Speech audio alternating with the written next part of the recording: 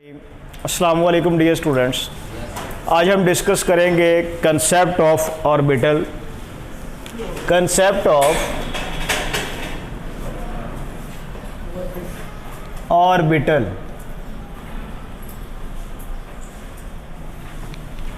अब हमने previous lecture में देखा कि अकॉर्डिंग टू बोहर ने कहा कि इलेक्ट्रॉन क्या है बेटा जी, एक मटेरियल पार्टिकल है। इलेक्ट्रॉन क्या है, एक मटेरियल पार्टिकल है। इसकी वेलोसिटी, इसकी पोजीशन हम साइमल्टेनियसली फाइंड कर सकते हैं।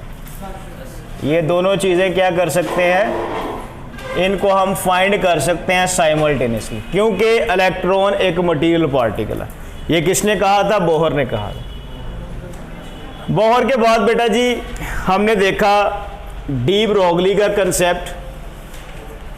तो डी ब्रोगली के मुताबिक क्या था कि इलेक्ट्रॉन शो करता है बेटा जी क्या, ड्यूअल बिहेवियर।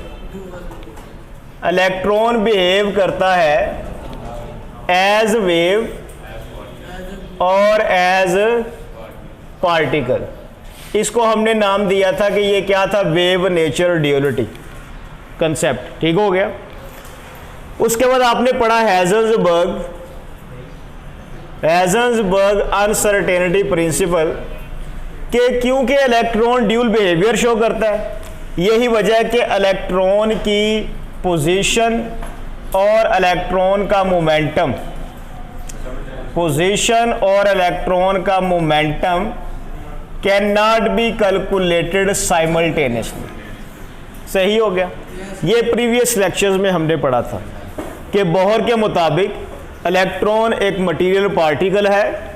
इलेक्ट्रॉन की पोजीशन और मोमेंटम साइमल्टेनियसली फाइंड नहीं किया जा सकता। ठीक है, बोहर के मुताबिक किया जा सकता है। डी ब्रोगली ने कहा कि इलेक्ट्रॉन वेव की तरह भी बिहेव करता है और पार्टिकल की तरह भी बिहेव करता है। हैज़न्सबर्ग ने कहा क्योंकि इलेक्ट्रॉन वेव और पार्टिकल की तरह बिहेव शो करता है, इस वजह से हम इसकी पोजीशन और इसका मोमेंटम फाइंड नहीं कर सकते। तो जब बेटा जी कोई प्रॉब्लम सॉल्व ना हो रही हो तो फिर हम उसके ऊपर क्या करते हैं, मैथमेटिकल कैलकुलेशंस करते हैं। मैथमेटिकल कैलकुलेशंस करके हम रिजल्ट्स निकालते हैं, तो पता चलता है कि ये चीज़ एग्जिस्ट करती है या नहीं करती। ठीक हो गया। तो तीन साइंटिस्ट थे जिनमें बेटा जी कौन कौन था, श्रोडिंगर,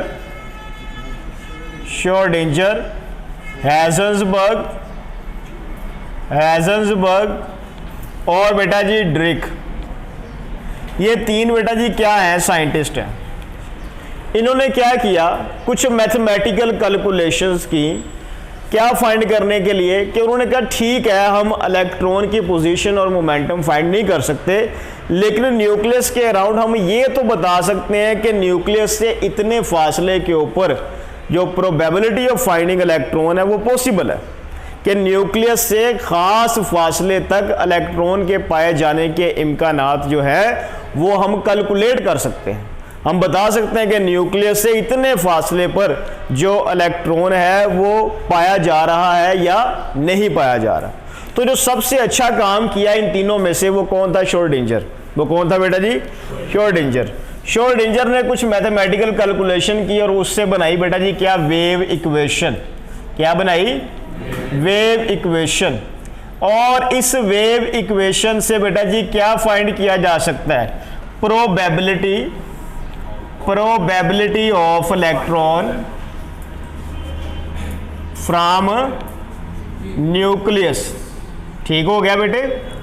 उसने कहा कि जो इलेक्ट्रॉन के न्यूक्लियस से ख़ास फासले पर पाए जाने के इम्कानात हैं, प्रोबेबिलिटी है, वो हम फाइंड कर सकते हैं।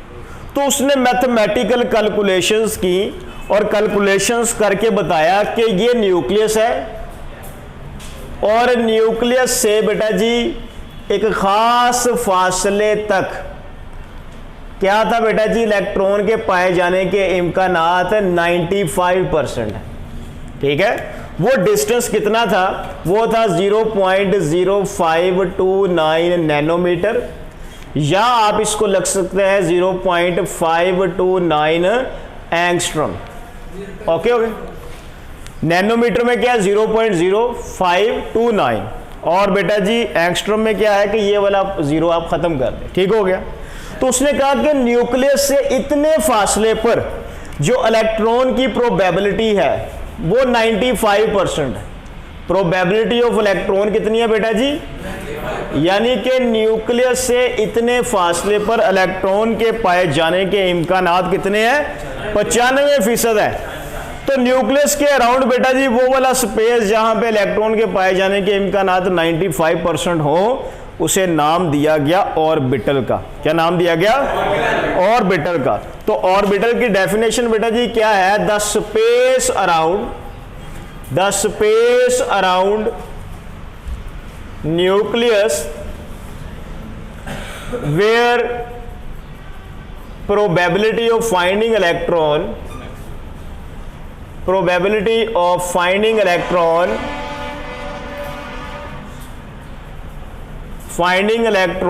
is 95% is called as orbital। इसे बेटे क्या बोलते हैं? ऑर्बिटल बोलते हैं। ठीक है, याद रखिएगा ये ऑर्बिटल है, ये ऑर्बिट नहीं है। ऑर्बिट शेल को कहते हैं। ठीक है, जबकि ऑर्बिटल क्या है कि ये शेल का ही पोर्शन है जहां पे इलेक्ट्रॉन के पाए जाने के इम्कानात कितने हैं? 95%। सही है। इस ऑर्बिटल का बेटा जी दूसरा नाम है इलेक्ट्रॉन क्लाउड। क्या नाम है? Electron cloud. ओके हो गया। इसे आप इलेक्ट्रॉन क्लाउड भी बोलते हैं। तो अगर आपसे शॉर्ट क्वेश्चन ये पूछा जाए कि व्हाट इज ऑर्बिटल और इलेक्ट्रॉन क्लाउड, तो आप बेटे क्या बताएंगे? Space around nucleus where probability of finding electron is 95% is called as orbital और इलेक्ट्रॉन क्लाउड। और अगर आपसे शॉर्ट क्वेश्चन पूछा जाए कि what is the difference between orbit and orbital, तो ऑर्बिट बेटा जी क्या? ऑर्बिट का कंसेप्ट बोहर ने दिया था कि न्यूक्लियस के अराउंड इलेक्ट्रॉन रिवॉल्व करते हैं सर्कुलर पाथ में, जिसे ऑर्बिट कहते हैं। जबकि ऑर्बिटल क्या है कि न्यूक्लियस के अराउंड वो 3 डायमेंशनल कोई स्पेस है, कोई पोर्शन है, कोई डिस्टेंस है, स्पेसिफिक डिस्टेंस, जहां पे इलेक्ट्रॉन के पाए जाने के इम्कानात 95% है। उसे नाम दिया गया बेटा जी क्या? ऑर्बिटल का। तो ये दो डिफरेंस कर लेंगे। ऑर्बिट बेटा जी क्या है कि न्यूक्लियस के अराउंड सर्कुलर पाथ जिसमें इलेक्ट्रॉन रिवॉल्व करता है, उसे क्या बोलते हैं? ऑर्बिट या शेल या एनर्जी लेवल। उसका कंसेप्ट किसने दिया? बोहर ने। जबकि श्रोडिंगर ने यह कंसेप्ट दिया कि न्यूक्लियस के अराउंड वो वाला स्पेस जहां पे इलेक्ट्रॉन के पाए जाने के इम्कानात कितने हैं? 95%। तो बेटा जी उसे क्या नाम दिया गया? ऑर्बिटल या इलेक्ट्रॉन क्लाउड का नाम दिया गया। ठीक हो गया बेटे। अब यहां पे हम डिस्कस करते हैं क्वांटम नंबर्स। क्वांटम नंबर्स अभी मैंने आपसे डिस्कस किया कि श्रोडिंगर ने वेव इक्वेशन जो है वो प्रपोज की, जिससे हम बेटा जी कैलकुलेशन करके ये देख सकते हैं कि कहां पर कितने फासले पर इलेक्ट्रॉन की प्रोबेबिलिटी 95% है। ठीक है। अब श्रोडिंगर ने जो कैलकुलेशंस की है, हेज़ेन्सबर्ग ने कैलकुलेशन की है, ड्रिक ने कैलकुलेशंस की हैं, इसी तरह बेटा जी बोहर्स की कैलकुलेशंस हैं। इन कैलकुलेशंस के रिजल्ट्स जो थे वो किस फॉर्म में थे? नंबर्स की फॉर्म में थे। और वो नंबर आपको बताते हैं complete behaviour of electron in the atom. बात की समझ लगी ना? मिसाल के तौर पे कि अगर आपका किसी ने पूछना हो, सपोज कर लेते हैं कि आपका कॉलेज बेटा जी एक एटम है और उसमें आप इलेक्ट्रॉन है, तो आपका कंप्लीट एड्रेस क्या होगा? जिसने आपको फाइंड करना है वो सबसे पहले कॉलेज के गेट पे आएगा, वहां से वो पूछेगा कि वेयर इज केमिस्ट्री डिपार्टमेंट। तो कॉलेज का गेट बेटा जी क्या है? शेल है। वहां से फिर वो क्या है? केमिस्ट्री डिपार्टमेंट में आएगा। ठीक है, सेकंड फ्लोर है आपका केमिस्ट्री डिपार्टमेंट, तो ये क्या होगा? सब शेल। और वो वहां से पूछेगा कि केमिस्ट्री की क्लास किस रूम में हो रही है, तो वो क्लास रूम क्या होगा बेटा जी? ऑर्बिटल। उस ऑर्बिटल में किसी जगह पर जो है वो इलेक्ट्रॉन के पाए जाने के इम्कानात क्या हैं? 95% है। ठीक हो गया।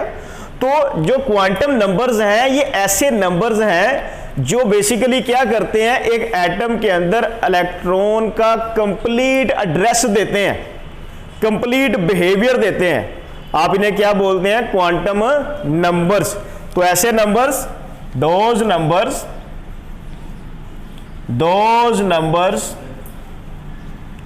which completely describe behavior of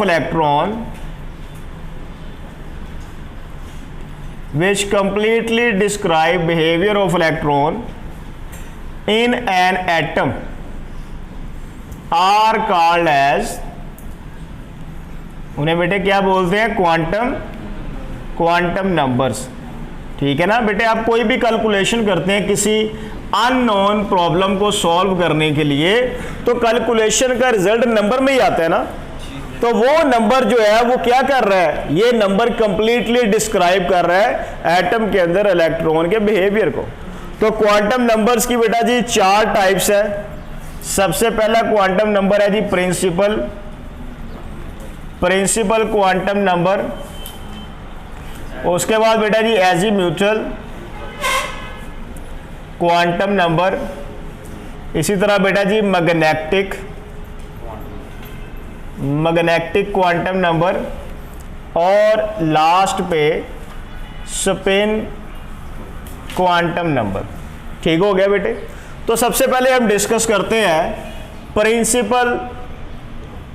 principal quantum number को, कि ये प्रिंसिपल क्वांटम नंबर क्या है और ये क्या चीज़ एक्सप्लेन करता है। तो बेटे याद रखिएगा, प्रिंसिपल क्वांटम नंबर जो है इसका कंसेप्ट दिया था बोहर ने।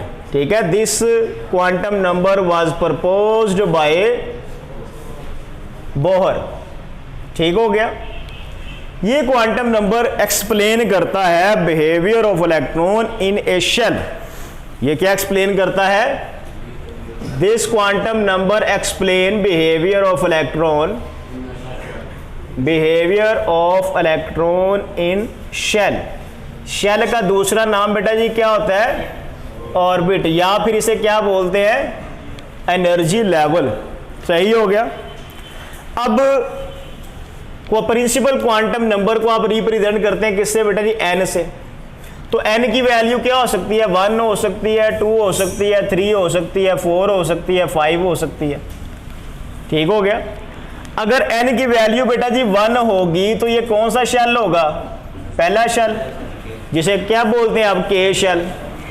n की वैल्यू 2 होगी तो 3 होगी तो 4 होगी तो n, एंड सो ऑन। सही हो गया। अब बेटा देखें, पीरियोडिक टेबल में जो आपके पास एलिमेंट्स हैं, ये पीरियोडिक टेबल में आपके पास जो एलिमेंट्स हैं ये 118 हैं। पीरियोडिक टेबल में अगर आप देखें तो जो हॉरिजेंटल रोज हैं आप इन्हें बोलते हैं पीरियड। क्या बोलते हैं, पीरियड। तो जो हॉरिजेंटल रोज हैं बेटा वो कितनी है, काउंट करके बताएं, यहाँ पे 7 है।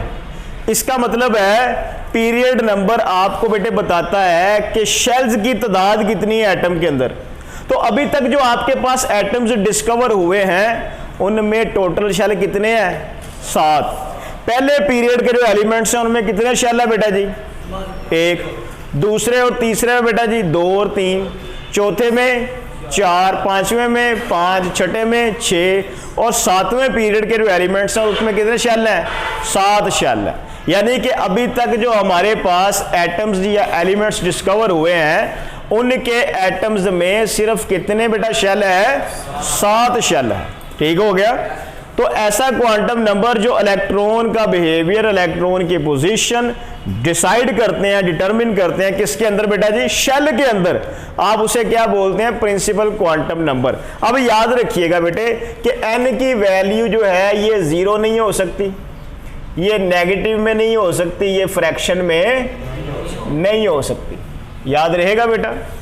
किसी भी शेल में नंबर ऑफ इलेक्ट्रॉन्स को फाइंड करना हो तो उसका फार्मूला बेटा जी क्या होगा, नंबर ऑफ इलेक्ट्रॉन्स फाइंड करने का फार्मूला क्या है, 2n²। सही हो गया। मिसाल के तौर पे बेटा जी n की वैल्यू 1 है तो ये कौन सा शेल है, k शेल है। तो k शेल में बेटा जी कितने इलेक्ट्रॉन आएंगे, यहाँ पे आप 1 पुट कर दे, 1 का स्क्वायर 1 को 2 से मल्टीप्लाई करें तो 2 इलेक्ट्रॉन होंगे। इसी तरह बेटा n की वैल्यू अगर 2 हो तो ये कौन सा शेल होगा, l शेल। तो यहाँ पे 2 का स्क्वायर बेटा जी क्या होगा 4 को 2 से मल्टीप्लाई करें, इसका मतलब है कि सेकंड शेल में 8 इलेक्ट्रॉन होंगे। इसी तरह बेटा जी n की वैल्यू 3 है तो ये कौन सा शेल है, m शेल है। तो m शेल में इलेक्ट्रॉन कितने होंगे बेटा जी, 3 का स्क्वायर 9 को 2 से मल्टीप्लाई किया तो 18। इसी तरह बेटा n की वैल्यू अगर 4 हो तो ये कौन सा शेल होगा, n शेल, और इसमें इलेक्ट्रॉन्स कितने होंगे 32 एंड सो ऑन। यानी कि 2n स्क्वायर फार्मूला यूज करके आप किसी भी शेल में नंबर ऑफ इलेक्ट्रॉन्स को फाइंड कर सकते हैं। सही हो गया। अब बेटा देखें, जैसे जैसे n की वैल्यू बढ़ेगी तो एटम के अंदर क्या चीज बढ़ेगी, नंबर ऑफ शेल्स।